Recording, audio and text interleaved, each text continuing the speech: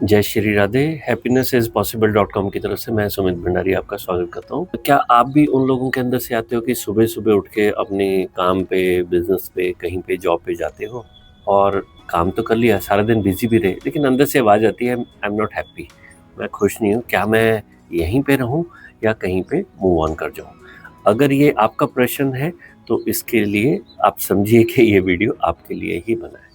देखो, हम कुछ स्टेप्स के अंदर इसको समझने की कोशिश करेंगे, क्या ये एक वाक़ई में प्रॉब्लम है और अगर है तो उसका सॉल्यूशन क्या हो सकता है।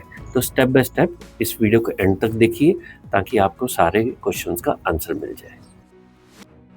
तो नंबर 1, सबसे पहले आपको प्रॉब्लम को आइडेंटिफाई करना है कि प्रॉब्लम है क्या।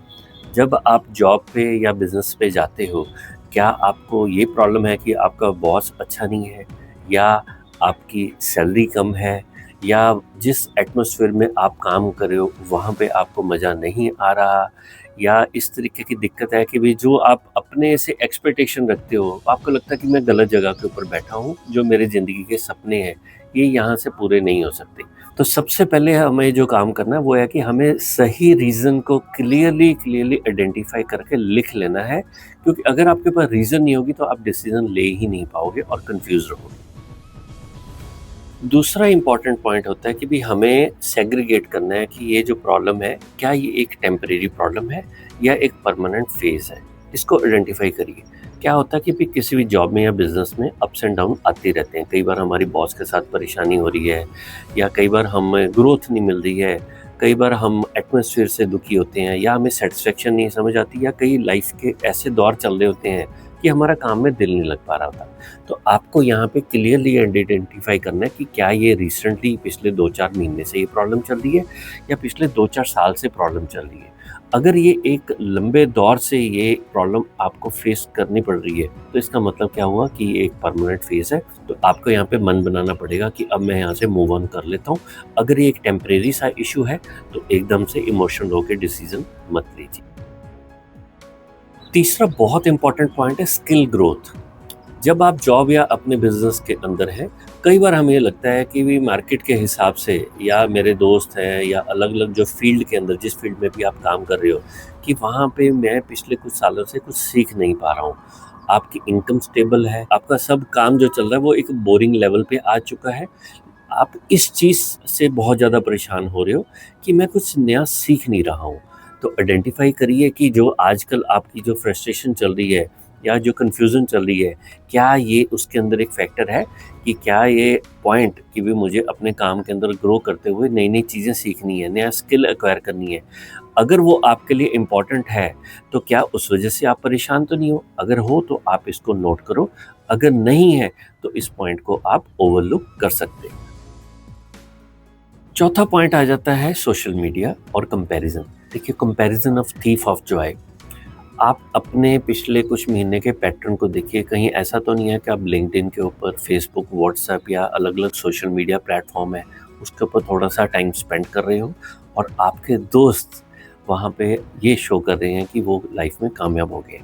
आइडेंटिफाई करिए, हो सकता है आप जहाँ पे बैठे हो बिल्कुल ठीक बैठे हो और एकदम से आप कंपैरिजन की वजह से इस ट्रैप में आ रहे हो कि अच्छी जगह पे बैठे भी हो, सब कुछ बढ़िया चल रहा है, लेकिन सामने वाले की तरक्की ज़्यादा होगी और उसने आपकी रातों की नींद को ख़राब कर दिया। तो आपको इस चीज़ को आइडेंटिफाई करना है कि जो ये रिसेंट आपको प्रॉब्लम आ रही है, कन्फ्यूज़न हो रही है, फ्रस्ट्रेशन हो रही है, कहीं कंपैरिजन की वजह तो नहीं? अगर है तो उसको आप एक जगह पे नोट कर लीजिए और आप उसको मोटिवेशन के लेवल पे भी यूज़ कर सकते हैं या उसको आप इग्नोर भी कर सकते हैं। इसको आपको क्लिनिकली डिसाइड करना पड़ेगा। देखिए, हर एक इंसान की जर्नी अलग-अलग होती है, हर एक का भाग्य अलग-अलग होता है, हर एक के माँ-बाप अलग, हर एक का बैकअप, एसेट, लायबिलिटी सब कुछ डिफरेंट होता है। तो ये कंपैरिज़न करना बहुत बड़ी बेवकूफ़ी होती है। हाँ, इससे आप इंस्पिरेशन ले सकते हो, लेकिन अगर फ्रस्ट्रेशन हो रही है तो इस चीज़ से आप दूर हो जाओ। अब आजकल एक फाइनेंशियल इन्फ्लुएंसर्स ने या पिछले बहुत सालों से एक चीज़ की मार्केटिंग होती है कि अपने पैशन को, अपने दिल को फॉलो करिए। ये सुनने में तो बहुत अच्छा लगता है, लेकिन जो घर के जो खर्चे हैं वो दिल की इमोशन से, इन चीज़ों से नहीं चलते। तो आपको आइडेंटिफाई करना है कि कहीं आपको ये दिल को फॉलो करने वाला कीड़ा रिसेंटली तो नहीं आपको काटा।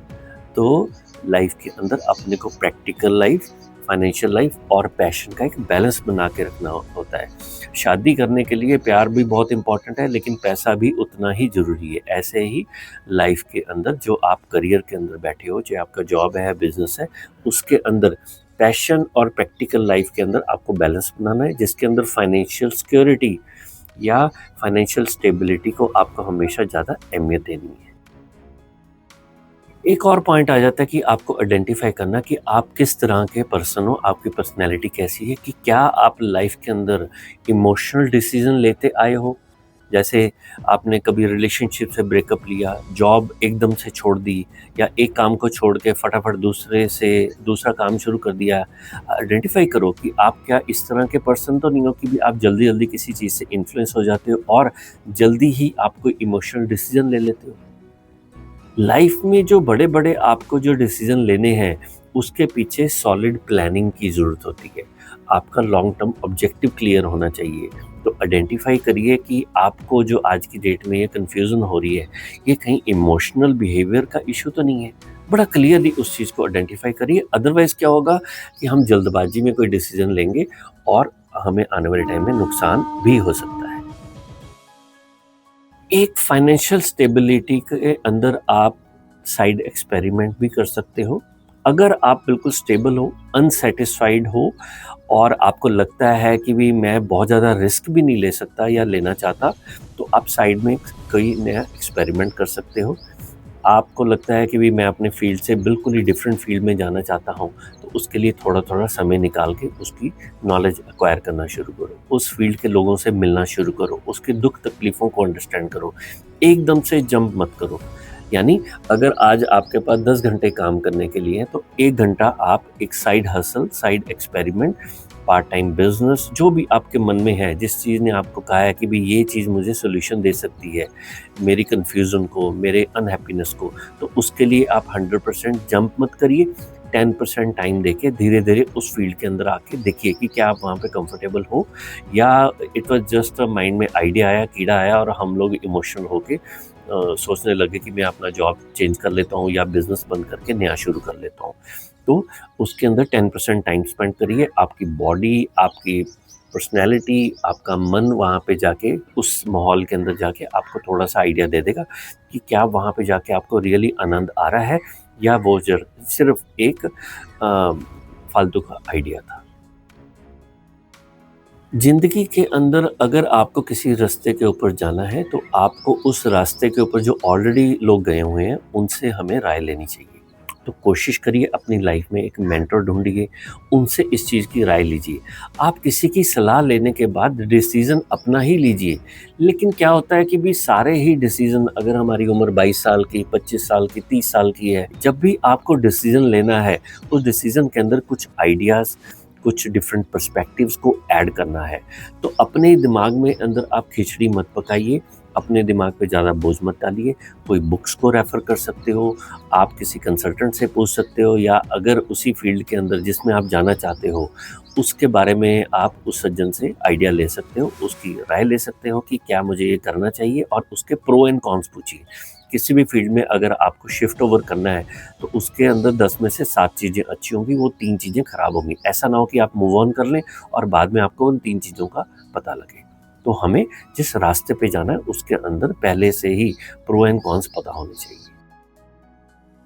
कई बार हमारी अंतरात्मा हमें बार-बार इस चीज़ के अंदर जगाती है कि आप जहाँ पर बैठे हो, इस जॉब के अंदर, बिज़नेस के अंदर, या मैं बिल्कुल ही कुछ और करना चाहता हूँ, तो आपको बार-बार इस चीज़ से, आपकी सबकॉन्शियस माइंड से, आपको कई बार सोते हुए, कई बार आपको कहीं पे काम कर रहे हो और आपका ध्यान कहीं पे और है। तो ये अंतरात्मा आपको बता रही है, आपकी सबकॉन्शियस माइंड आपको बता रहा है, अब इसको हैंडल कैसे करना है। इससे परेशान नहीं होना, अपने माइंड के अंदर ये सोचो कि ये एक इस चीज़ को हैंडल करने का एक सॉल्यूशन है।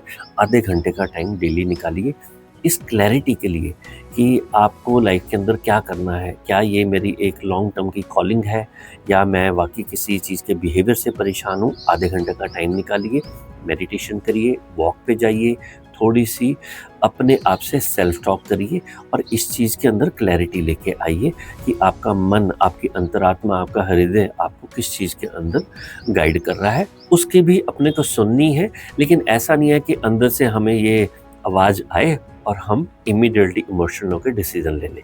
उसको समय दीजिए, क्योंकि लाइफ के अंदर ये डिसीजन होते हैं, इनके अंदर जल्दबाजी करनी अच्छी बात नहीं है।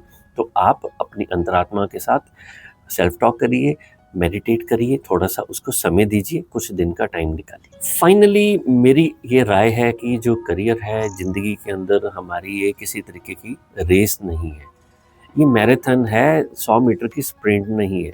तो इसके अंदर कुछ लोगों का भाग्य होता है, कोई 25 साल की उम्र में कामयाब हो गए, किसी को 40 साल की उम्र में सक्सेस मिलेगी, किसी को 55 साल की उम्र में सक्सेस मिलेगी। तो सबकी ज़िंदगी के अंदर अलग अलग दौर आने ही आने हैं। तो हमेशा कोशिश करिए कि जब भी आपको फ्रस्ट्रेशन हो रही है, कन्फ्यूज़न हो रही है, तो उस स्पेस में से निकल के थोड़ा सा टाइम साइड पे निकालिए। इसको एक थर्ड पर्सन की तरह व्यू करना स्टार्ट करिए। इसका एक स्वॉट एनालिसिस करिए कि आप जहाँ पे बैठे हैं उसके अंदर खूबियाँ भी क्या हैं और उसके अंदर कुछ कमियाँ भी क्या हैं। तो हमें यहाँ पर मेंटल पीस, हैप्पीनेस और फाइनेंशियल सिक्योरिटी का एक बैलेंस बना के चलना है सारी ज़िंदगी, क्योंकि ऐसे दौर लाइफ में बार बार आते रहेंगे। तो वहाँ पर हमें एक स्मार्ट प्लानिंग करनी है, हमारा स्ट्रैटेजी सही होनी चाहिए और प्रॉपर आपके पास उस काम की, उस डिसीजन को लेने के लिए नॉलेज भी होनी चाहिए। नॉलेज मीन्स जो आप नेक्स्ट कुछ करना चाहते हो उसके प्रो एंड कॉन्स, उसको आपको कंपेयर करना है जो आपकी प्रेजेंट सिचुएशन है। ये सारी चीज़ें इमोशनल होके नहीं करनी, प्रैक्टिकल होके ही करनी होती है। तो अगर आप अपनी जॉब या बिजनेस से परेशान हैं, अनहैप्पी हैं, तो घबराइए मत। थोड़ा सा अपने आप को समय दीजिए और थोड़ी सी प्लानिंग करके आप इस चीज़ में से निकल सकते हैं। सिर्फ एक ही चीज़ को अवॉइड करना है, भावुक होके, इमोशनल होके कोई क्विक डिसीजन नहीं लेना है। अगर जो हमने आपको पॉइंट्स बताए हैं ये आपके लिए कुछ फ़ायदा दे सके हैं तो काइंडली कमेंट सेक्शन के अंदर आप अपनी फीडबैक दीजिए। हमारे चैनल को सब्सक्राइब कर सकते हैं। जल्दी ही हमारी वेबसाइट लॉन्च हो रही है happinessispossible.com। उसके अंदर भी आप हमारे जो आर्टिकल्स हैं उसको देख के अपनी ज्ञान बढ़ा सकते हैं, कुछ लाइफ के अंदर फ़ायदा ले सकते हैं। चलिए, इस वीडियो को देखने के लिए आपने समय निकाला, काइंडली इसको लाइक करिए, शेयर करिए और हाइप कर देंगे तो बहुत अच्छा होगा। इस चैनल को सब्सक्राइब भी कर सकते हैं। चलिए, मैं आपका फिर शुक्रिया अदा करता हूँ। जय जय श्री राधे।